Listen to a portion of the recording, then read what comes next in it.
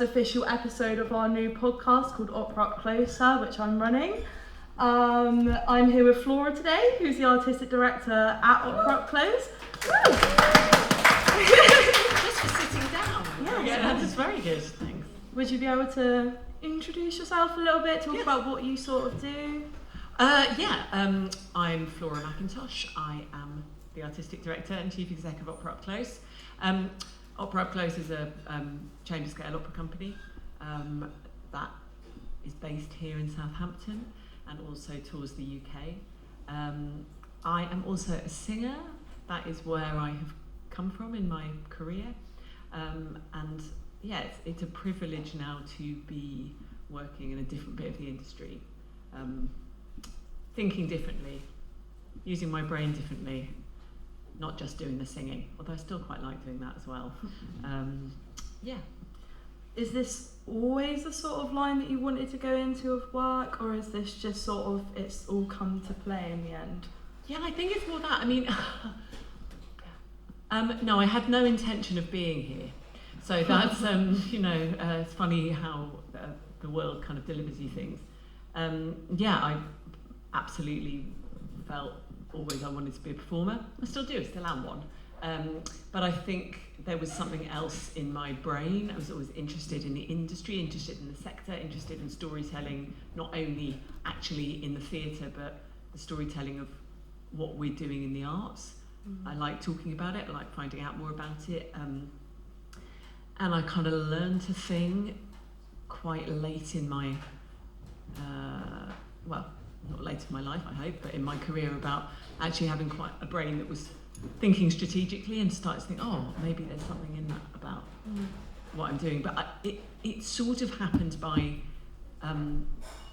it's not by accident, but a little bit by accident. It wasn't, I didn't kind of climb a ladder of arts administration or think I'm going to make a kind of big decision. I am now going to change my working life and move into something different. It was an opportunity. But it feels, I've been on the learning curve of my life. I'm still on it. I don't think that'll ever change, but it feels like I'm in a place that makes sense and kind of brings together a lot of the things that interest me. I also really believe in the art form. I believe in this organisation. So I really genuinely find it a privilege to be in the position I'm in.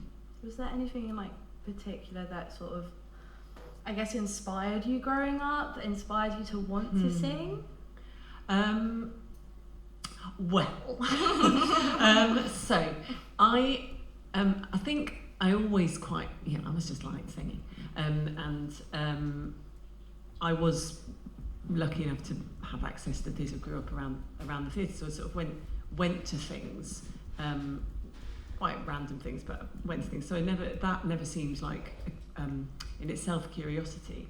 I mean, the story goes with the singing.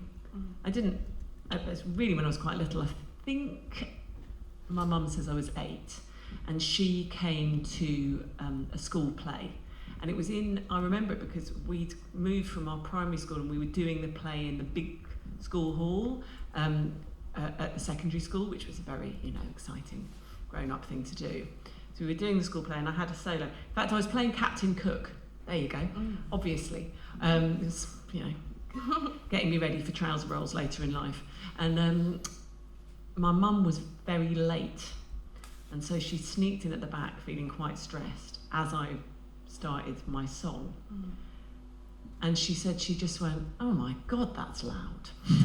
And so I thought, I think maybe this kid needs to. Can do the singing. So really it was her insight. I didn't particularly do much of, it was just primary school, but I liked singing, I enjoyed it. And I like doing theatre-y things and being in those were, I wasn't particularly good at the kind of school things, at the academic stuff, but I was sort of identified as somebody who liked doing the performing and the arts, and that was a safe space for me, because it was the thing that I could excel at, whereas I didn't feel that I particularly excelled in other areas and the other things that the school sort of held as important. But when I went to secondary school, my mum had the foresight to say, right, well, get used to one-to-one singing lessons, and I was lucky enough to be able to do that. So I had one-to-one singing lessons, and I just started singing. I had I can't remember how old I was when I saw my first opera. I was still a kid. I was in my teens. I liked it. I thought it was cool. I was like, oh, this is cool. But I didn't want to do opera. I didn't, and I think, to be honest, it was partly to do with the discipline. I thought, maybe it was a little bit uptight, or it felt like a kind of classical musical tradition. I liked it. I liked the music, but I didn't see that as being my thing. I wanted to be an actor. I like musical theatre. I didn't want to be told that I had to kind of spend lots of time looking after my voice, and particularly as a teenager, that's rubbish, isn't it?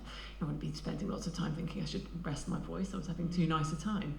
And but fundamentally, what happened, and I think it's quite interesting, is that I kept kind of listening, and I kept in my singing at school, and I was doing more and more singing, and I kind of did the grade exams, and I did really well in them, and I thought, oh, right, actually the thing is, singing obviously kind of is my thing. And then I did a concert, a school concert, I don't know, it's probably year 10 or even maybe early year 11. And actually I think possibly I hadn't really prepared all that well, and hadn't really thought about, doing it properly. And it wasn't really very good. I didn't do very well, and I kind of forgot my words, or I didn't sing very well. I can't remember, but what I do remember is feeling really, really annoyed and thinking, I don't like that. I don't like I want to be good at this. And so my singing teacher saw an opportunity and encouraged me to then actually apply for a junior conservatoire, a junior music school. So I went to an audition for the Junior Royal Academy of Music. That was Saturday, because again, I've been encouraged to do that, and I thought, I don't want to do that because that's my Saturday. I don't want to do that, but I did. And that's where it sort of started channeling into more classical music and opera. But I think the truth is, the whole way through my career, and it's been challenging at times, but now I think it's exciting. I've felt that I've wanted to challenge the kind of preconceptions around it. I felt frustrated by the shoulds around the art form that seem quite rigid sometimes, for not really sat in a very kind of obvious box. So yeah, it's all come to fruition, and as it turned out, and I think sometimes these things fall into your lap, you resist them because in a way they are actually the thing. They're the thing that you want to be communicating with. It turns out that the opera, and I could change that word. We talk about it a lot in the office, don't we, Abby, about the sort of storytelling in sound made sense to me, and a kind of real theatricality of opera and the kind of heightened nature of it made sense to me as a bit of theatre, and that's so that's why I'm here and still doing it. But it's all about storytelling and making theatre and doing. I mean, that's there's so much there. That was, I waffled on there, didn't I? Oh, blimey! Did that answer your question? I was going to say, with opera in general, was there anything in particular, like a specific moment that you thought, oh yeah, no, I'm gonna do opera more than anything else? Well, I mean, it was to do with the teacher that just kind of went, you can do this, and you have a voice that does this thing. There's loads and not everybody. I mean, I will say, and there may be people who say no, not everyone can sing. I promise you, there are very few people in the world that can't sing, who really can't sing. We sing before we speak. Babies sing before they speak. Singing is like a primal thing to do. And, but not everybody has an instrument. We all have different instruments. That's why we all sound different even when we speak. Not everyone has an instrument that can produce a level of unamplified sound that opera sometimes requires, particularly in big houses. And so I had a singing teacher who went, and she channeled me in a fairly traditional way, and I think quite a constrained way in some ways, but channeled me towards that. But I mean, in terms of things that I saw, as I said, it was always musical theatre that excited me, because I just loved the storytelling of it, and I was very moved by the music, and I found myself very moved by a lot of I'm going to say inverted commas classical music. I was like, actually, I didn't really know why it was touching me, but it did, and so that was taking me down that route as well. But this isn't really about the music, but the opera that I went to see, I just thought, well, this is wild and really fun. It's not a well-known piece at all, by a composer called Prokofiev, and it's an opera called The Love of Three Oranges, and it's bizarre. It's really bizarre, but cool, bizarre. But what there was in this, I think I need to introduce this into an OperaUpClose production actually. What there was in this show was all the audience were given scratch and sniff cards. And so we were listening, and what I thought was, I don't suppose I said it in these terms because I wouldn't have had quite the language to put it this way, but the multi-sensory experience of opera I found really cool. It's like, oh my God, I'm sort of getting assaulted in my senses, and it was very, and it was great, and the scratch and sniff was really fun because some of the smells were disgusting, it was kind of great. So it was really good fun. But I think it's that, and also, as I said, to some extent, I think if you're a performer, you're an artist, and the medium through which you are going to express your artistry sometimes finds you. That sounds a little bit pretentious, but I think it does, because unless you are really, I'm not somebody that goes, oh, I'm fantastic at drawing, so I'm rubbish, I'm terrible at drawing. Was I very disciplined about learning to play the piano? No. So I mean, where were the things that actually meant that I was, how I could channel that artistry? I didn't have an epiphany and go, it's opera. I just suddenly, not suddenly, I think I gradually found myself on this path. It was very traditional, Abby, in a way, because I went to music college and I did all the things, and we all sort of were told to behave in a certain way, and we had to, present in a very, and I thought, oh right, is this what opera is then? And okay, do we have to be a certain sort of person? And that was fine. But it took a lot of years after that of realising that actually that didn't really make sense for me as an artist. Opera did, but the world of opera didn't necessarily.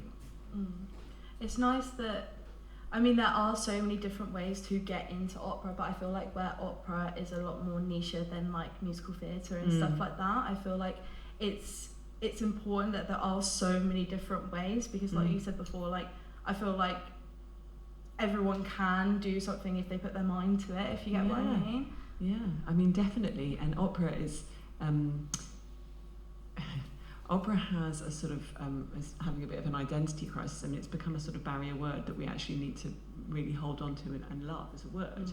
It feels like, I say quite often, opera, it's one of the few careers or worlds where if I say, talking to someone I've just met, what do you do? I work in opera. And the number of times, I'm an opera singer or I run an opera company, number of times that really almost like instant response is, I don't know anything about opera. People want to tell you that. I wouldn't say that to someone who said that they were a astrophysicist. They go, I'm an astrophysicist, and I wouldn't go, God, I don't know anything about astrophysics. Why would I? I don't need to know about it, but I might ask them questions and be really excited by it.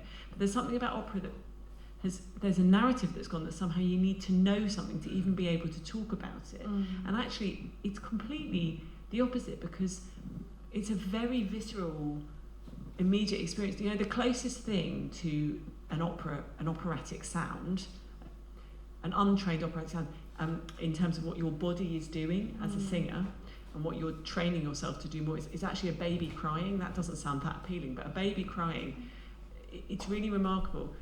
Anyone in here who has had a baby or has been around a baby will know that babies, they can cry really loudly for a really long time and not get tired. They might tire themselves out emotionally, but their voices never get tired.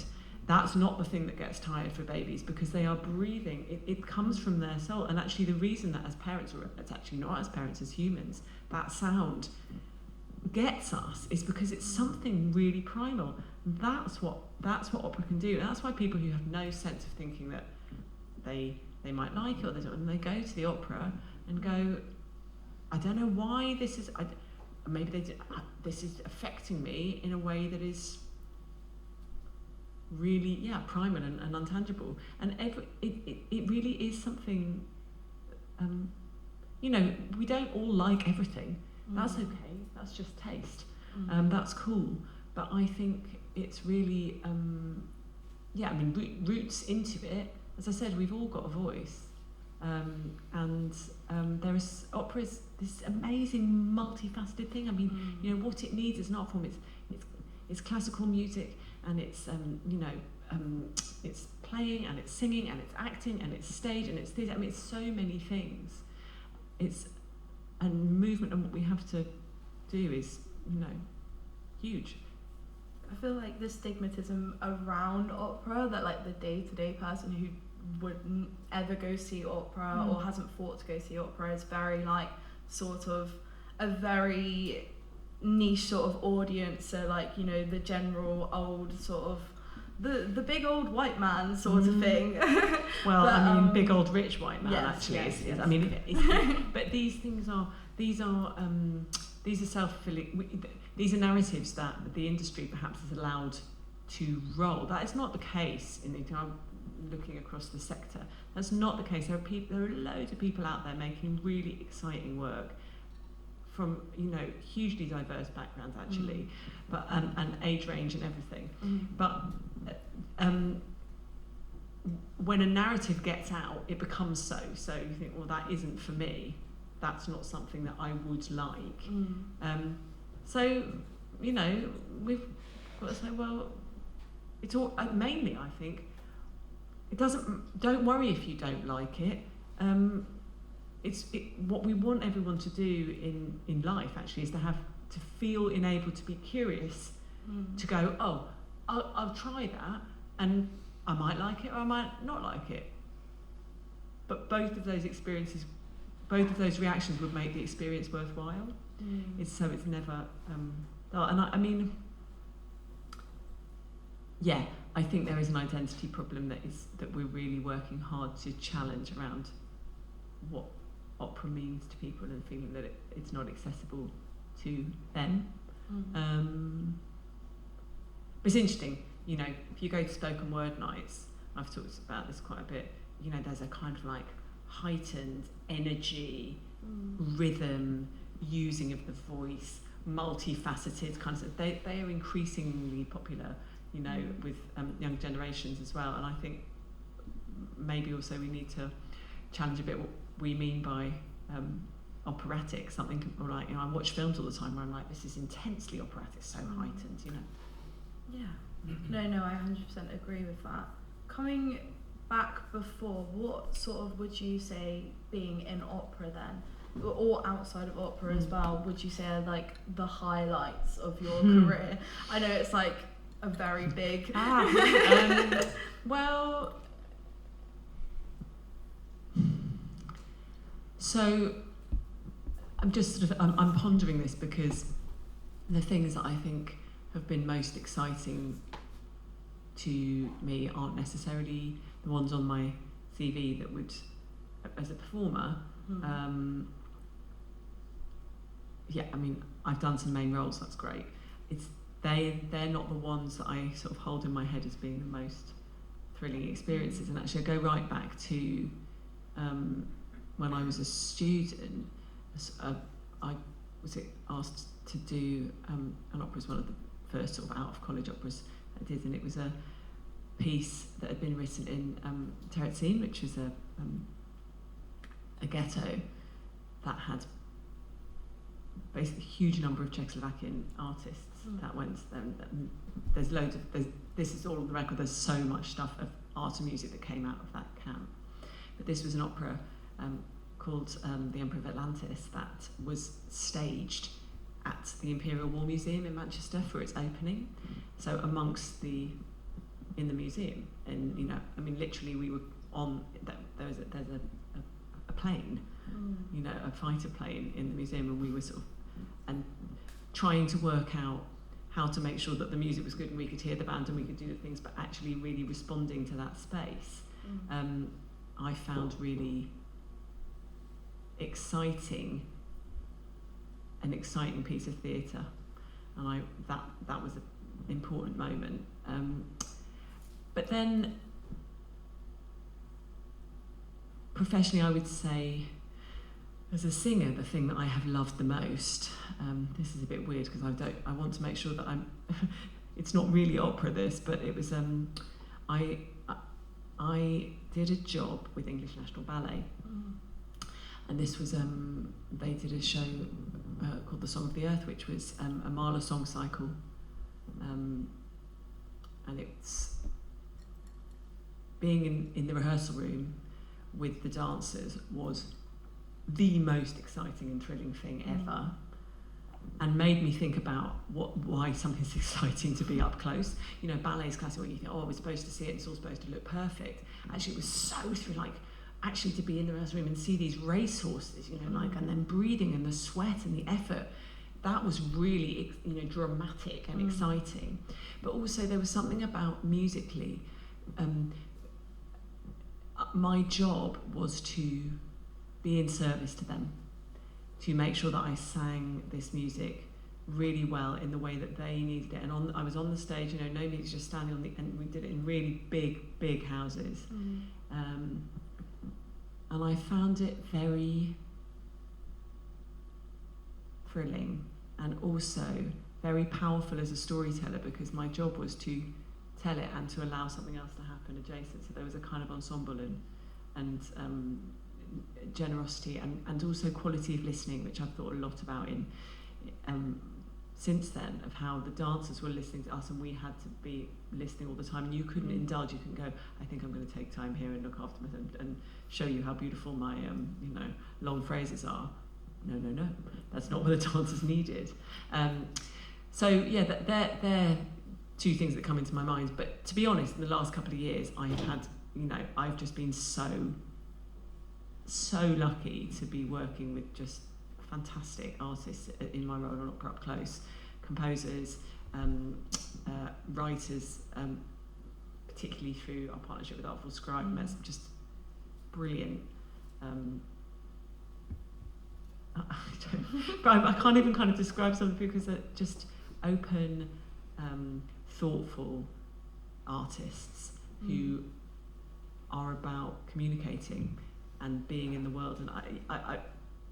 And what I love the most is being in those workshops, being in the rehearsal room. I've always loved being in the rehearsal room the most. That is the place that I feel most myself. And now I'm directing as well, and that's a new muscle to flex. It's really, I don't know, I love artists. They're really cool. Yeah. They're cool. I think they are. They're cool. Well, I mean, you know, mostly, but I mean, it's cool. And it's an amazing, and there's courage, and if you set up something where you go, come on, we're all doing this together, there's some magic. No, definitely. Yeah. What made you sort of, because obviously you are now Artistic Director of OperaUpClose, what made you... Still surprises me sometimes when you say that. What made you think that that's what you wanted to go into? Is that something that you always wanted to do, start creating, or was it sort of just the job was there and you just wanted to go for it? Yeah, as I said, it sort of was that really. I mean, it was so it's not entirely true. I shouldn't be disingenuous. I've worked for OperaUpClose a lot over quite a number of years as a singer. So I had a relationship with the organisation, and it's been important in my career because, again, when I worked for them as a singer, what became clear to me quite quickly was that it wasn't just that I was like, oh great, I want a job, obviously that, but actually doing it in this way and looking at how opera could exist in more intimate spaces and the effect that had on the art form and also the people that you were communicating with. That just really spoke to me. So that was something that as a performer I was really into, and I got increasingly kind of involved in a lot of productions and did some principal roles and worked a lot with the founder of OperaUpClose, Robin Norton-Hale, who directed me in several shows. And then I started doing a bit of work with her just around artistic strategy, and we just, I mean, this happens sometimes, you know, directors and performers, and we had a very collaborative relationship as it shows, and then that kind of slightly starts to bleed out in thinking about the organisation. And so I was an associate artist, what we called artistic associate artist, working particularly through the pandemic, and working with Robin a bit and thinking about what was next for OperaUpClose, sort of, because it actually was a huge game changer, OperaUpClose, in creating a space for recognised fringe opera.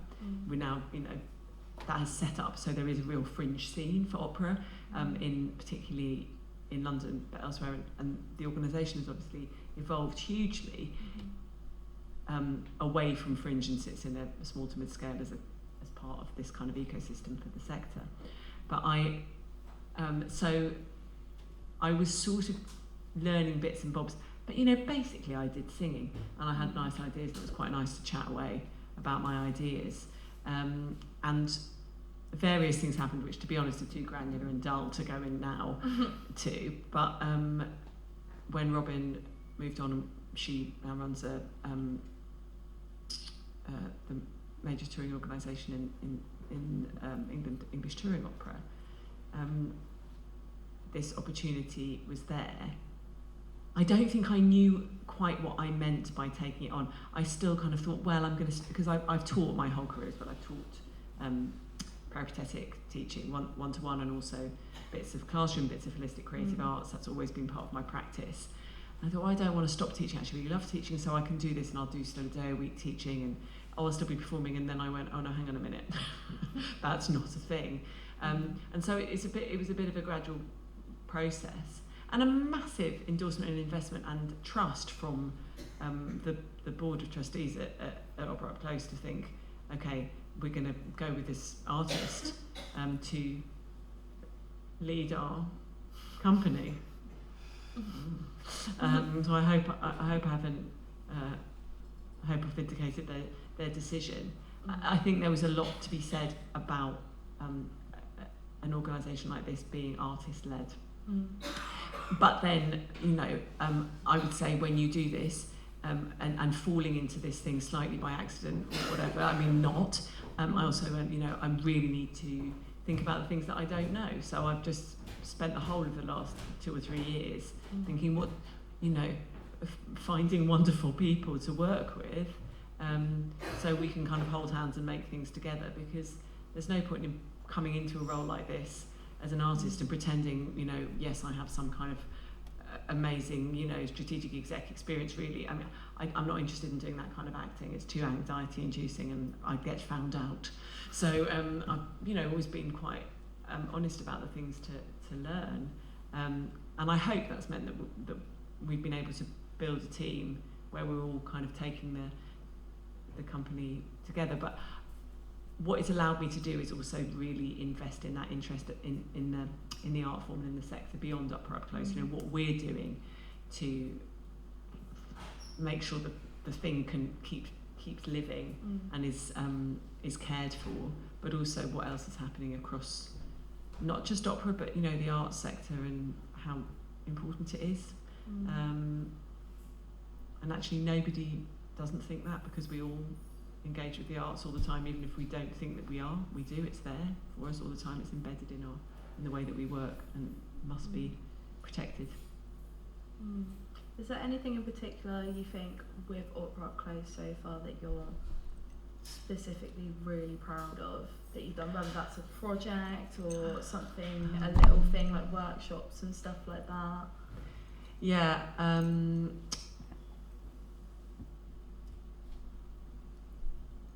I am really, yes. I find it quite difficult to sometimes say I'm proud of it, because I feel that shows a level of ownership that I don't know that I entirely deserve. However, I think, so the project that we delivered earlier this year was Riders to the Sea, which had been a trajectory of the last couple of years. It involved a multitude of different artists, a lot of process, a lot of commissioning, a lot of working both with professional and non-professional groups. It was my first experience fully taking something sort of from concept through to production and directing it. I think I needed to take the team with me in what we were doing, and I didn't know what I was doing a lot of the time, so that was quite challenging to think, right, how do I make sure that everyone feels safe, and like, what are we doing together? But I feel that piece has sort of, it developed. The organisation has evolved so much in the last couple of years.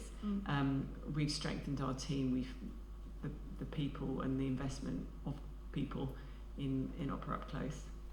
And that was the sort of artistic piece that ran through that. And I feel incredibly proud of that, and I feel really, really proud of people feeling good about what they're doing. If you don't feel good about what you're doing, you're not going to do something well anyway.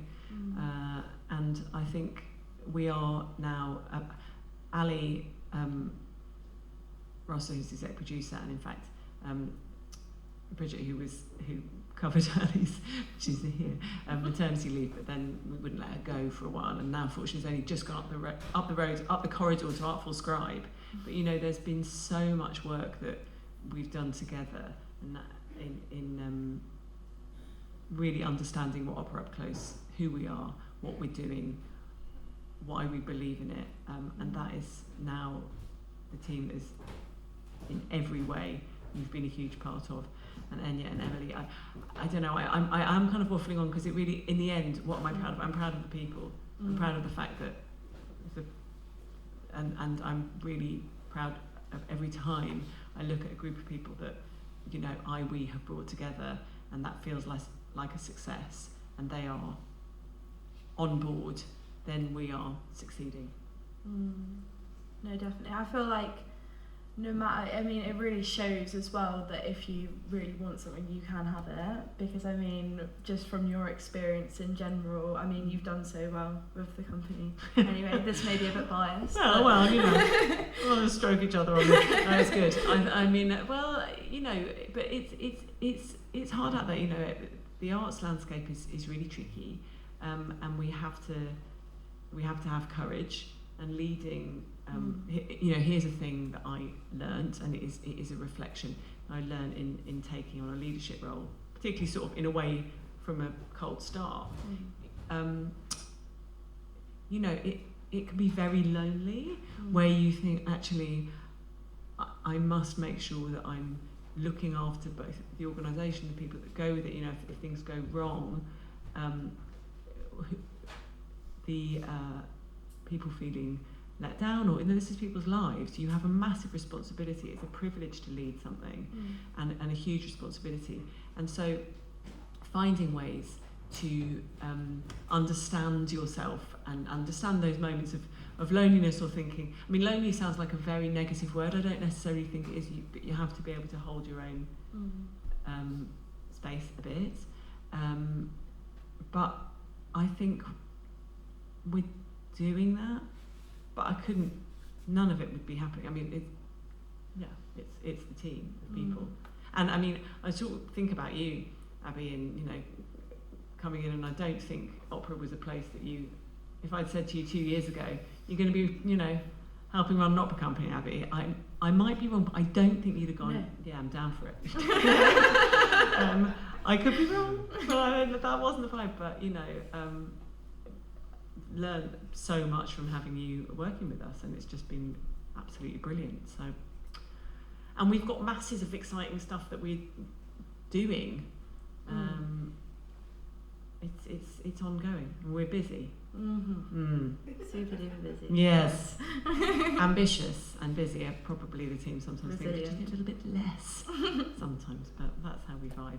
Along the lines of that, is there anything that you think you would recommend to people who are starting off in their careers or wanting to get into the creative industry? Yeah. The bottom line is find a way to do it. That sounds really generic, but actually, in whatever industry, you know, part of creative thinking, part of the reason that we need creative curriculum is to allow people to think creatively about their lives, to be kind of entrepreneurial about themselves, and to think, all right, you know, what am I doing? How can I make things happen?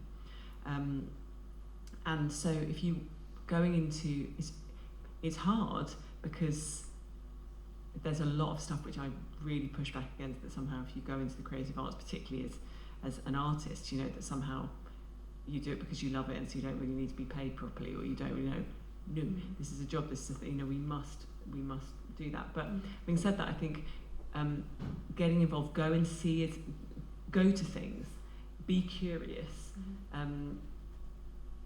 make sure that you're kind of, your spidey senses are out and you're listening and you're responding. And if you see something, I mean, this is what you did, you know, you saw an opportunity and you went, well, all right then, and you came, yeah, and I'm going to grab it, okay, I don't really know what it is, but let's go and let's do it. And I think, as I said, it's quite generic, that, but it's true.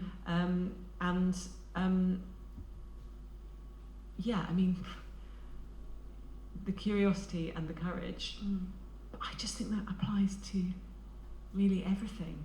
And I think we silo the creative arts as a thing, like, you know, this industry is sometimes when we silo it like as it being a particularly difficult thing to get into or particularly challenging, we are in itself kind of putting it out of proper jobs. And actually it is a proper job. Anything, you know, we would all of these things are, you know, that it's industry.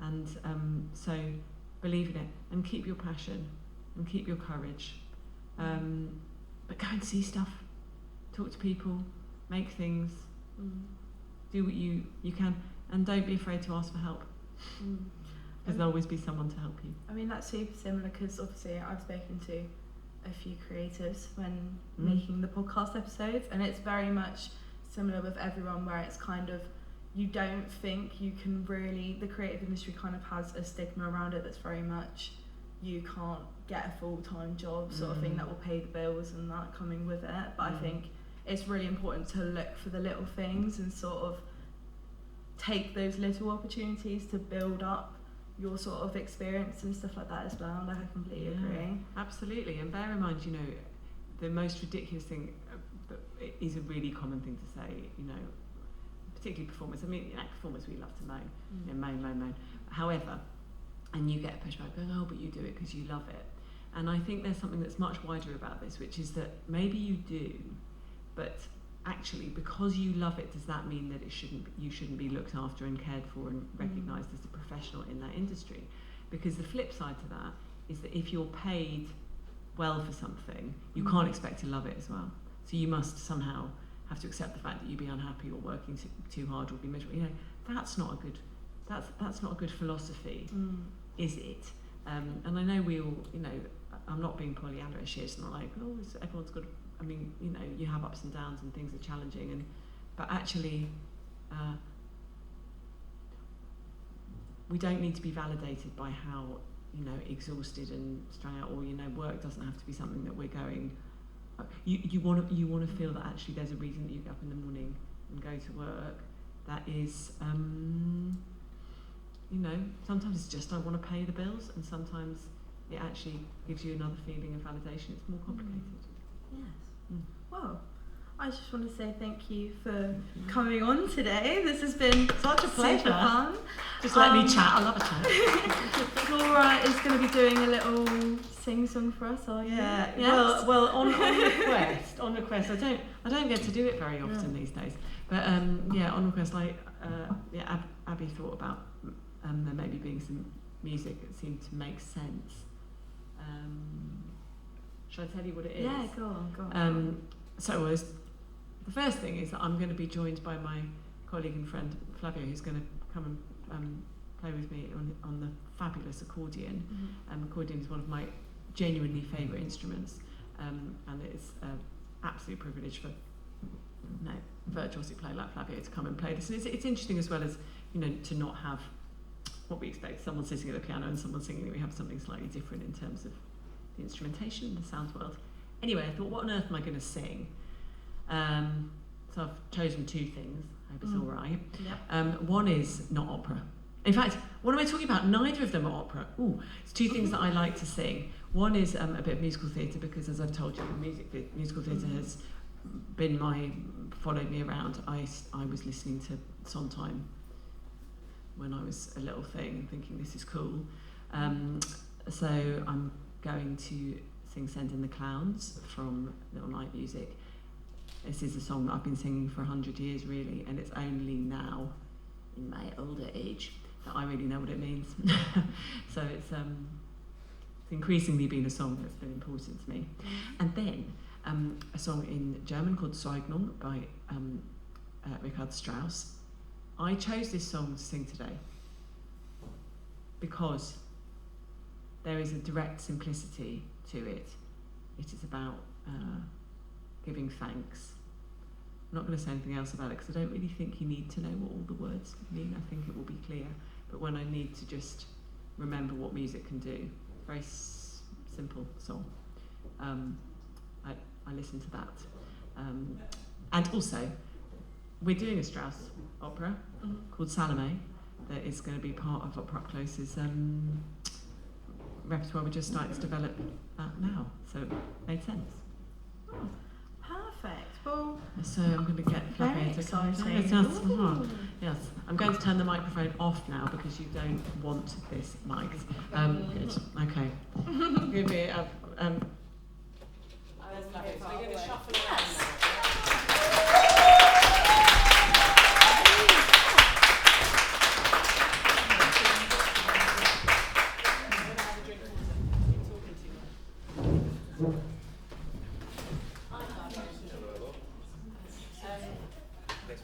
Yes, thanks for being here. You can. This fantastic instrument. Wow. I know. Gives me joy. And we're doing the Sondheim first, aren't we? Yes. Yeah. Forgive me. I'm just my slightly tired brain. Time was I would remember words really, really easily. These days, I can forget words really, really easily. So I'm going to just have some words in front of me. So this is Send in the Clowns that Flavio has arranged for accordion. It's not a thing that you'll hear very often done with accordion, ever, which is great. So here it is.